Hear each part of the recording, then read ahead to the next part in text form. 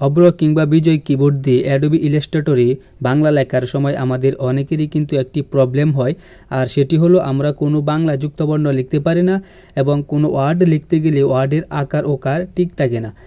আজকে আমি আপনাদের দেখাবো একটি সেটিংস অন করে আপনারা কিভাবে ইলাস্ট্রেটরের এই সমস্যাটি সমাধান করবেন।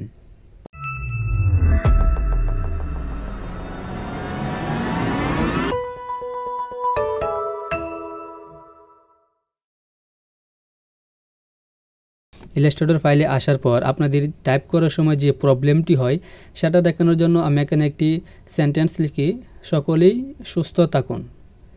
সেন্টেন্সটি লেখার পর আমার এখানে কিন্তু একার এবং যুক্তবর্ণগুলো কিন্তু এখানে সঠিকভাবে হয়নি।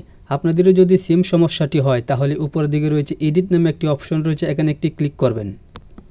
এডিটে ক্লিক করার পর একবারে নিচের দিকে একটি অপশন রয়েছে, এখানে একটি ক্লিক করবেন। এখানে ক্লিক করে এখান থেকে টাইপ নামে একটি অপশন রয়েছে, এই টাইপে একটি ক্লিক করবেন। টাইপে ক্লিক করার পর সোর্স ইন্ডিকেট অপশন নামে একটি অপশন রয়েছে, এখানে আপনারা একটি টিক মার্ক উঠিয়ে দিবেন। ওকে, তারপর ওকে বাটনে প্রেস করবেন।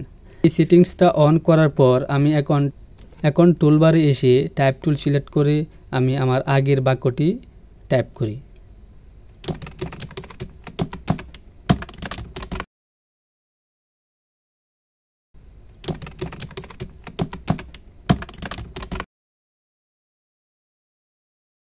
এখন আপনারা দেখতে পাচ্ছেন আমার দুটা সেন্টেন্সে একার ওকার বা যুক্তবর্ণে কোনো প্রকার প্রবলেম কিন্তু হয়নি।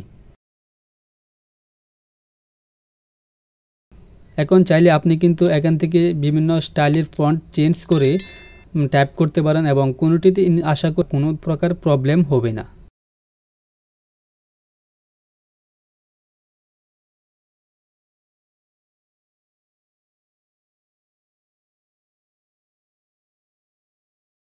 আমি আমার ফন্টটা চেঞ্জ করে দেখতে পাচ্ছেন আবার একটি সেন্টেন্স লিখলাম এবং এই সেন্টেন্সে কিন্তু আমার কোনো প্রকার যুক্তবর্ণে বা একার ওকারে কোনো প্রকার প্রবলেম কিন্তু হয়নি।